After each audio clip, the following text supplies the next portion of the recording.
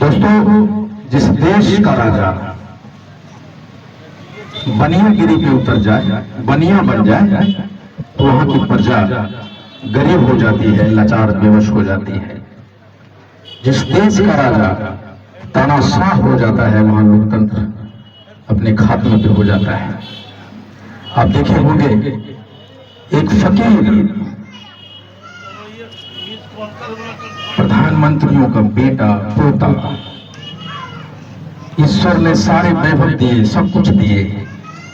2 बार ऐसे मौके आए कि वो सीधा प्रधानमंत्री बन सकता था, लेकिन एक टी शर्ट एक जींस में सड़कों पे है, सड़कों की धूल छाक रहा है। और एक जो चाय बेचने वाला का बेटा था, जो अपने आप को चाय बेचने वाला कहता है, वो देश बेचने में मशगूल है। हर रोज दिन में पता नहीं कितने कपड़े बदलता है। आखिर चाय वाला का एक बेटा ऐसा कैसे हो सकता है? मुझे तब एहसास हुआ, एक बिहारी चाय वाले ने मुझे वो ज्ञान दिया कि चाय बेचने वाला कैसा होता है। अभी राहुल जी का प्रोग्राम था औरंगाबाद में, हमने चाय पीने के लिए एक जगह रुके, दाऊद नगर के पहले रुका। तो किसी ने, मैंने चाय वाले को, मैं अपने ड्राइवर को बोला कि संजय चाय बनाओ, बोलो चाय बनाएगा। तो किसी ने कहा कि सर चाय वाला आपको बुला रहा है। तो मैं डर गया, यार चाय वाला बुला रहा है। तो फिर मैं अपने गाड़ी की तरफ मुड़ के देखा, मेरा गाड़ी सुरक्षित तो नहीं है ना, चाय वाला बेचने में एक्सपर्ट होता है।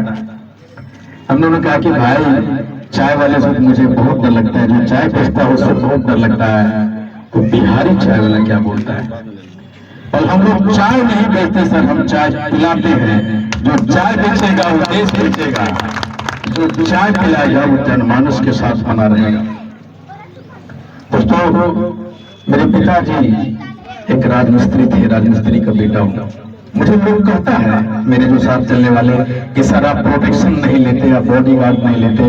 डॉक्टर ललित साहब है, वो हमको बोले गुप्ता जी, राजनेता को राजा जैसा रहना चाहिए। आप कपड़ा शानदार पहनिए, आप दिखिए, आपको लगना चाहिए कि आपके पहनावे से कि आप एक राजनेता हैं। लेकिन उनको कैसे समझाएं कि हम एक आम आदमी हैं। हम पटना के मुशहरी में जाते हैं तो एक मुशहर समाज का मेरा भाई दौड़ कर आता है, मुझे गले लग जाता है। हम उनको कैसे समझाएं कि एक आम आदमी का बेटा, एक आम आदमी है, कभी राजशाह के लुक नहीं दे सकता। उसे आप मेरे चेहरे से देखिए, आपको लगता है कि मैं आपको देश पर जाऊं थोड़ी आपकी जैसा नहीं देखूंगा। ईश्वर कॉमन आदमी को ज्यादातर बनाता है, उनसे ज्यादा प्यार करता है। हम एक कॉमन आदमी है। किसी ने मुझे कहा कि आप जम्मू के एक साधारण व्यक्ति हो, आप उतने बड़े नेता को कैसे हराओगे। मैंने 10 इतिहास गिना दिया कि बड़े बड़े तानाशाहों को, बड़े बड़े राजाओं को, बड़े बड़े राजनेताओं को एक आम आदमी धूल चटाया, एक आदमी हराया है, और उसी आम आदमी का नाम है आईपी गुप्ता। मैं छोटा बच्चा था, गाड़ियां जम्मू में 2 मिनट के रुकती थी। जब सामान होता था, परिवार के लोग होते थे, हम लोग झाझा आते थे। अगर जम्मू में कोई विकसित शहर हुआ करता था, वो झाझा था। लेकिन आज झाझा में वो रौनक नहीं है। तो आखिर है, हमारा एक सांसद के रूप में उस रौनक को लौटाने की जिम्मेदारी भी हमारे सांसद की है। लेकिन उन्होंने क्या किया? आज तक एक ऐसा काम उन्होंने नहीं किया जो जम्मू को लोग गर्व से कह सके कि हमारे सांसद ने ये काम किया है। क्यों नहीं करते? क्या कारण है? जम्मू की मिट्टी से, उसके खुशबू से जिस आदमी का लगाव होगा, वही तो सोचेगा ना कि जम्मू का विकास करना है। हमारा बेटा बेटी मुंबई दिल्ली से आएगा और उसको जम्मू में जाना है, पटना में जाना है, उसको कहना है कि चलो हम लोग जम्मू में एक अच्छे होटल में खाना खाते हैं, एक अच्छी जगह घूमने जाते हैं। तो आईपी गुप्ता सोचेगा कि आपका हमारा बेटा जम्मू में एक अच्छे होटल में खाना खाए, एक अच्छे टूरिस्ट स्पॉट पे जाए, उसको लगे कि एक माहौल ऐसा है कि जहां हम कह सकते हैं कि हमारा जम्मू भी मुंबई जैसा लुक देता है, वो कौन कर सकता है?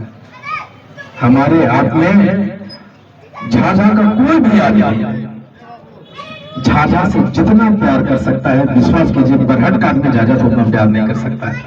ये बात है कि नहीं? खैरा का जो खैरा का आदमी है, वो खैरा के लिए जितना सोचेगा वो झाझा के लिए सोच पाएगा? नहीं सोच पाएगा। लेकिन वो वक्त आया है, मैं ईश्वर ने मुझे एक राजनीतिक घर में पैदा किया। मैंने वो सारी चीजें देखी है जो आपने देखी है, जो हम सब ने देखी है। पटना में जब मैं रहता हूँ तो मुझे पता चलता है 20 कॉल 25 कॉल एवरीडे आता है जमुई से, जम्मू के पेशेंट। पता चलता है किसी प्राइवेट हॉस्पिटल में उसका दम तोड़ रहा है, पता चलता है उसको 5 लाख रुपया बिल हो गया है। वो कौन है? एक ऐसा आदमी जो गांव में जम्मू के प्राइवेट हॉस्पिटल में उसको इलाज कराने के पैसे नहीं है, उसको रेफर किया जाता है PMCH, IGMS और किसी प्राइवेट हॉस्पिटल में जाके अपनी सारी जमीन को बेच देता है। लेकिन जम्मू का सांसद ऐसा हो, उसको लगे कि एक भी आदमी गरीब आदमी के इलाज से मरे नहीं, सांसद को वो काम करना है। और जितने भी नौजवान हैं यहाँ पे, जितने भी नौजवान हैं यहाँ पे, मुझे मालूम है कि PMJP के तहत सैकड़ों हजारों लोगों ने बैंक में एप्लीकेशन देकर रखा है मुझे लोन चाहिए, और 1 या 2 लोन इशू करता है बैंक। क्यों भाई? आखिर हमारे पास जो 25 करोड़ का क्या एक सांसद का ये काम नहीं है जाके बैंक में कहे भाई मेरे 5 करोड़ रुपए बैंक गारंटी के रूप में लो, इसका लोन सेक्शन करो? कैसा हो सकता है कि नहीं हो सकता है? माइग्रेशन हमेशा कहा जाता है, माइग्रेशन बहुत अधिक। आपको पता है नरेंद्र मोदी जी कहते हैं, प्रधानमंत्री हमारे कहते हैं कि हमने नोटबंदी किया और 3 लाख फैक्ट्रियां बंद कर दी। सीना ठोक के कहते हैं, लेकिन क्या उनको मालूम है कि 3 लाख फैक्ट्रियां बंद करने के कारण 6 करोड़ रोजगार बंद हुए? क्या उनको पता है? वो कहते हैं GST मैंने लाया, कितनी फैक्ट्रियां जो मजदूर छोटे थे बंद हो गए। उसमें कौन थे भाई? छोटे और बड़े जो रीढ़ की हड्डी होती है, MSME जिसको लोग कहते हैं, रीढ़ की हड्डी होती है देश की, उस जब GST आप लाए, गलत GST लाए, उसकी वजह से लाखों छोटे मोटे फैक्ट्रियां बंद हो गया। राहुल जी कहते हैं कि ये स्कीम था, आपके हमारे पैसे, आपके पैसे हमारे पैसे आपके पॉकेट से बैंक में जमा करवाना और वो सारे पैसे अपने धनाढ़ दोस्तों के खाते तक पहुंचाने का काम था। जो GST गलत लाए, जो नोटबंदी उन्होंने किया। कोरोना में आप विदेश से जहाजों से भर भर के अपने लोगों को ला सकते हैं, लेकिन एक आदमी, आप अगर याद होगा कोरोना का, तो पैदल चल रहा है, सैकड़ों लोग पैदल चल रहा है। आप उसके लिए स्पेशल ट्रेन की व्यवस्था कर सकते थे कि नहीं कर सकते थे? उसके लिए जहाज चेन्नई से पटना ला सकते थे कि नहीं ला सकते थे? क्यों नहीं किया? ये सरकार एक ऐसी सरकार है, ये भारत की संस्कृति को बदलने की बात करता है। उनके सामने में आपको अभी आप पढ़ेंगे कि 14 लाख करोड़ रुपया उन्होंने अपने अमीर दोस्तों के लिए मांग किया। मैंने गुना मांग किया 14 लाख, उसमें से 48 लाख लोगों को नौकरी मिल सकती थी। 48 लाख, 50 बरस 50,000 रुपये महीना भी अगर देंगे तो उसमें 48 लाख लोगों को नौकरी मिल सकता था। अभी 17 महीने की सरकार जब लोग गठबंधन में चलाए तो 17 महीने में 4 लाख नौकरियां आखिर बिहार में कहां से पैदा हो गया? इच्छा शक्ति को डर था कि अपने नौजवानों को नौकरी देना है मुझे। और यही बात नरेंद्र मोदी जी को खटकी की एक 34 बरस का लड़का बिहार का, वो ये कर दिखाया जो देश लेकर पा रहा है, किसी सरकार ने नहीं किया और साजिश के तहत महागठबंधन सरकार को डिमोलिश किया गया। दोस्तों, जम्मू के लिए वोट कीजिए। जब आप जम्मू के लिए वोट करेंगे तो आपके लिए वोट होगा, आपके बच्चों के लिए वोट होगा, आपके भविष्य के लिए वोट होगा। तो जब जम्मू बड़ा होगा तो बिहार बड़ा होगा, देश बड़ा होगा। मुझे बहुत सारे कार्यक्रम में और भी जाना है। आज मैं अपने काफिला के साथ अपने अपने घर जम्मू से निकला, बाबूजी को समाधि पे गया, भगवान शंकर पे अगर मुझे मौका देते हैं तो मैं सिर्फ एक चीज आपके साथ करूंगा कि जब आप किसी सरकारी कार्यालय में जाएंगे, बीडीओ के ऑफिस में, थाने के ऑफिस में, अस्पताल में, जिला पदाधिकारी के ऑफिस में, अब किसी भी सरकारी ऑफिस में एक आदमी धोती पहन के, मुरेठा बांध के ऑफिस में जाता है, डीएम साहब के ऑफिस में जाता है, तो वो दिन में ला दूंगा कि डीएम साहब को लगेगा कि ये जो मुरेठा बना हुआ धोती पहन के जो आदमी आया है वो आईपी बनता है, वो सांसद है। आप लोग बोले तो हम ये मैं करके दिखा दूंगा। जिस दिन मैं ये कर दिया, ये रोड, ये नाले, पूरा बाजार देखो, ये बिजली, ये सड़कें, ये रेल की पटरियां और ट्रेन सब रुकना चालू होगा। हम आपके दिमाग को बदलने आया हूं। भारत और बिहार सरकार की सारी स्कीमें हैं जो हमारे आपके लिए है। आपको बीवी है तो स्कीम है, आपको घर नहीं है तो स्कीम है, आपको कोरोना हुआ है तो स्कीम है, बिजली नहीं है तो स्कीम है, पोलियो हुआ है तो स्कीम है। कौन सी ऐसी समस्या आपका नहीं है जिसके लिए स्कीम नहीं है? ताकि फिर क्यों मुसीबत है? क्योंकि हम जो जनप्रतिनिधि हैं उस स्कीम को, सरकार के प्रावधानों को, प्रावधान को आपके घर तक नहीं ले जाते, आपके हक में हदमारी करते हैं। एक छोटा सा उदाहरण मैं देता हूं आपको। आप किसी थाने में चले जाइए, अगर मैं सांसद होता तो मैं किसी थाने में जाऊंगा और थानेदार से बोलूंगा कि भाई पिछले 10 वर्ष का आपका सिर्फ ऑडिट करना चाहता हूं, आपका केस ऑडिट करना चाहते हैं हम। तो पता चलेगा जब 10 साल से कुछ नहीं करना है, खाली ऑडिट करना है 10 साल का, क्योंकि ये 10 साल में इतने क्राइम हुए, इतने केस हुए, जेल कितने गए, तो पता चलेगा कि माई और बाप का झगड़ा में, भाई और बहन के झगड़ा में, पड़ोसी के झगड़ा में लोग जेल में बरसों से सड़ रहे हैं। लेकिन जो क्रिमिनल है, जो बालू को चोरी करता है, जो डकैती करता है, जो रोड रोडी करता है, जो अपहरण करता है, वो सड़क पे घूम रहा है। वो क्यों नहीं गया? मैं कुछ नहीं करूंगा, सिर्फ उनका सिग्नेचर लूंगा, ऑडिट लूंगा और कंपिटेंट अथॉरिटी को भेज दूंगा, भाई जरा इसका आप देखिए क्या है। सिर्फ इतना कर देने से आपको बता दें कि 20 बरस से या 25 बरस से पड़ा हुआ दरोगा कितना सस्पेंड हो जाएगा, नहीं हो जाएगा।